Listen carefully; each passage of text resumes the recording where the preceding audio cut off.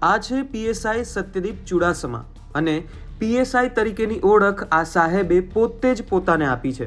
જ્યારે સાહેબ તો ખેડાના હેડક્વાર્ટરમાં કોન્સ્ટેબલની ફરજ બજાવે છે, પણ હાલ તો તેમને ખેડા પોલીસ અધિક્ષક રાજેશ ગઢિયાએ સસ્પેન્ડ કરી દીધા છે, અને એ પણ એક ઓડિયો ક્લિપ કાંડમાં।